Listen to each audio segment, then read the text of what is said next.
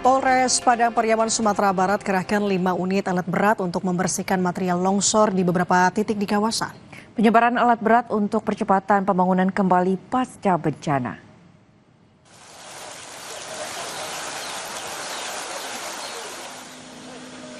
Mabes Polri mendatangkan 1 unit alat berat untuk membersihkan material longsor di Nagari Kasang, Kecamatan Batang Anai, Kabupaten Padang Pariaman, Sumatera Barat. Di lokasi ini, 5 rumah terdampak longsor pada 27 November 2025.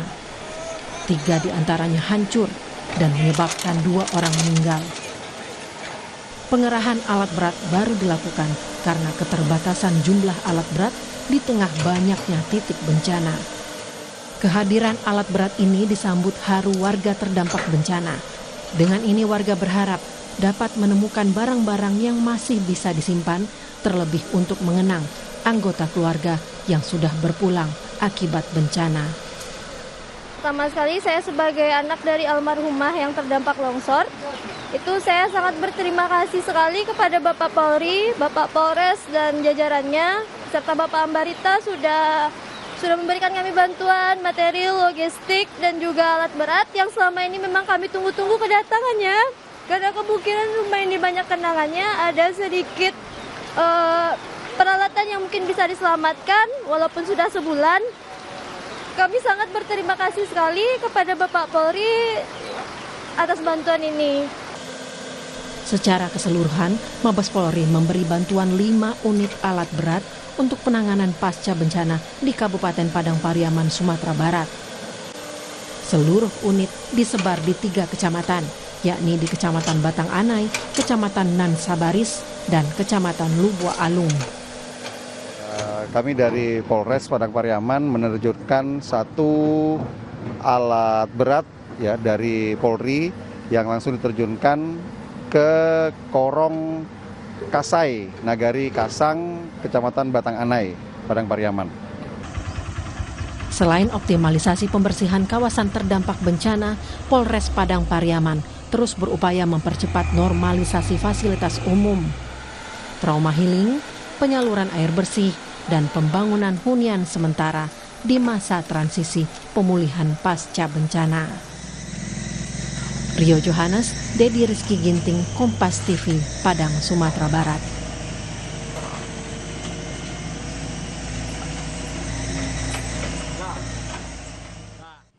Beralih ke informasi mancanegara, saudara, di kota Latakia, Suriah, rumah-rumah dan kendaraan warga rusak akibat diserang orang tak dikenal. Kejadian ini sehari usai pasukan Suriah membubarkan aksi protes massa.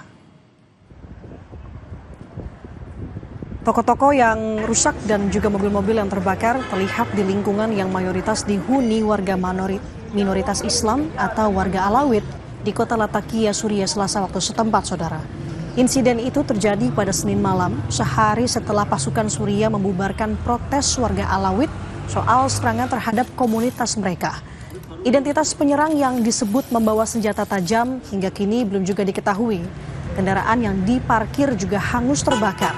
Jendela-jendela rumah pecah dan toko-toko pun rusak.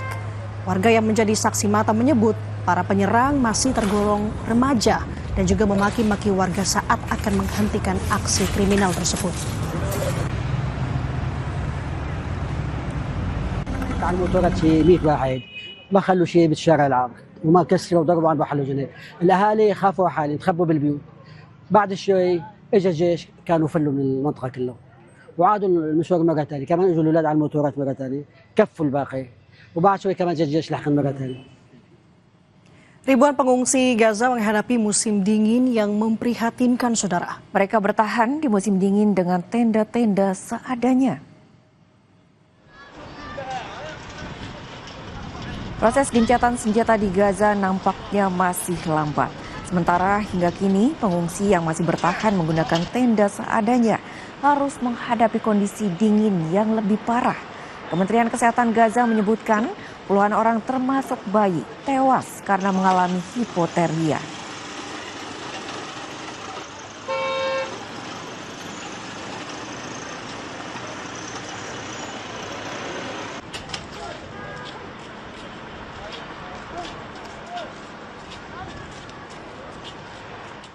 Badai dan cuaca buruk kembali memperparah penderitaan warga Palestina di jalur Gaza. Puluhan keluarga yang mengungsi di tenda darurat di wilayah Khan Younis terpaksa untuk bisa menghadapi banjir akibat hujan lebat dan juga gelombang laut yang menghantam kawasan pesisir.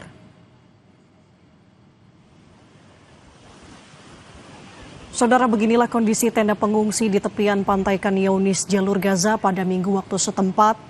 Air laut dan hujan deras meredam tenda darurat yang menjadi tempat tinggal sementara ratusan keluarga pengungsi.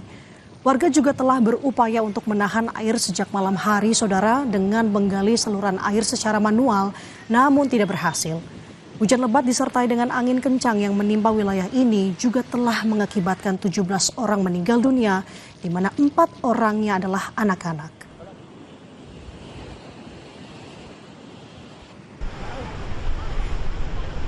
Cuaca dingin dan derasnya hujan harus dihadapi para pengungsi di akhir tahun 2025.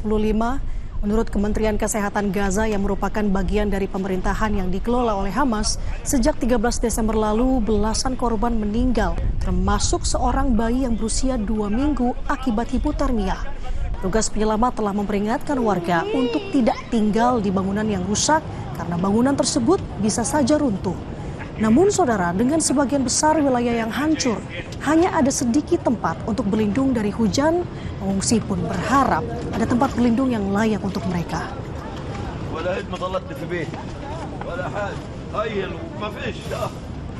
تنفار في الخيمة هينا قاعدين طاف علينا البحر الطنيات وجعوا بيموت الطنيات قولوا للوسطاء اللي دخلونا وين راحوا سيبونا هم نايمين واحنا مش لاقين بدناش واكل بدناش شرب هينا قاعدين مش لاقين عد نتغطى فيهن شوفوا لنا حل لا بدفنونا مع بعض لا بخلصونا من هالحياة هذه احنا تعبنا بجيبوا لنا كراتين مساوسة ومدودة بيقولوا لنا كلوا بدناش واكل بدنا بطاطين بدنا عد للطنيات بدنا مأوى اللي نقعد فيه.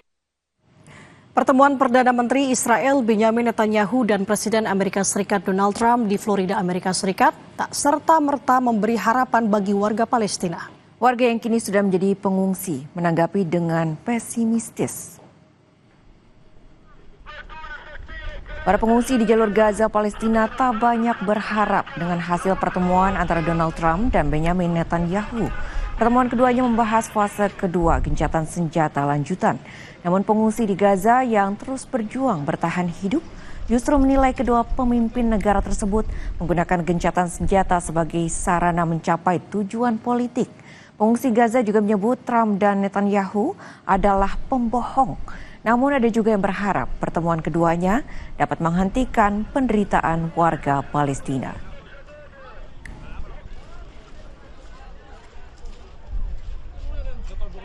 الأوضاع اللي احنا فيها احنا شايف الخيم وشايف المية وشايف البهدلة ولا دور ولا إشي ولا حاجة والحمد لله رب العالمين بالنهاية وضع سيء جدا جدا جدا.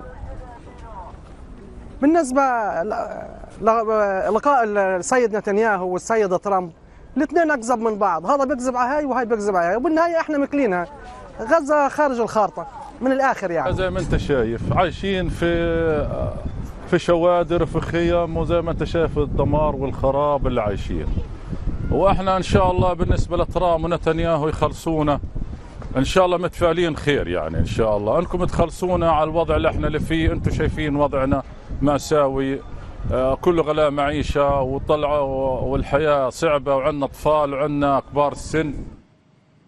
Kebakaran hutan dan lahan di wilayah Las Condes, Santiago membuat pemerintah Chile berlakukan siaga penuh. Ratusan petugas damkar dan tim gabungan dikerahkan untuk memadamkan api.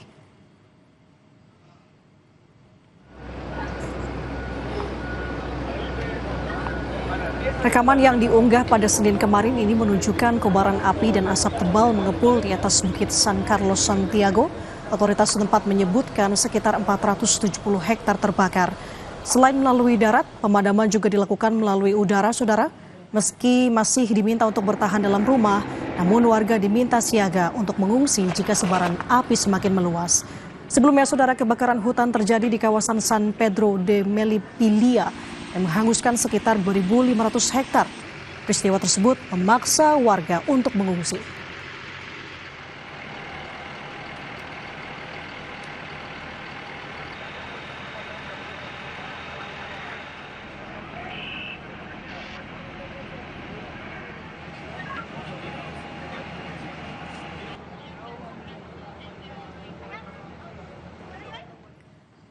Dari Spanyol, saudara, 3 orang tewas akibat salju di pegunungan Pyrenees dan 3 korban merupakan pemain ski lintas alam. Anjing pelacak digerakkan untuk mencari para korban yang tertimbun longsoran salju. Korban merupakan bagian dari 6 orang pemain ski lintas alam. Mereka tertimbun longsoran salju ketika berada di Gunung Pico Tablato.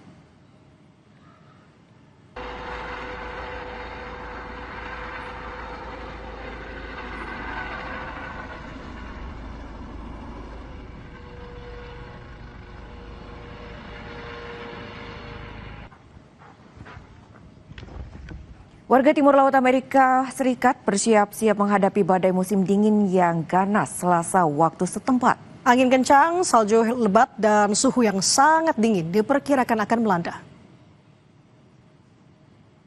Badai membawa udara dingin, hujan, es, dan salju yang membuat perjalanan menjadi berbahaya. Para ahli cuaca mengatakan badai ini menguat dengan cepat hingga memenuhi kriteria siklon badai. Hingga Selasa pagi waktu Amerika, saudara, lebih dari 153.000 warga masih mengalami pemadaman listrik. Sebagian besar berada di Michigan. Warga diminta untuk tetap waspada dan juga membatasi perjalanan hingga cuaca membaik.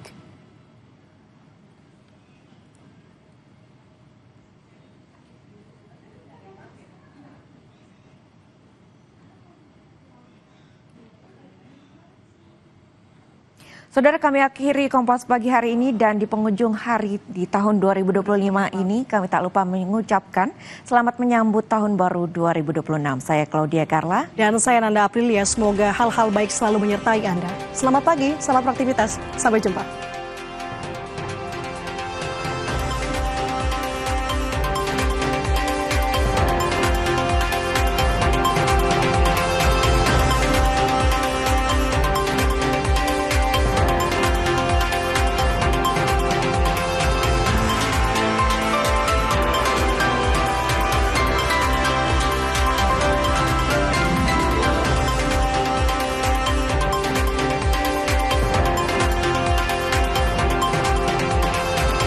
Sambut tahun baru dengan harapan untuk hidup lebih bahagia.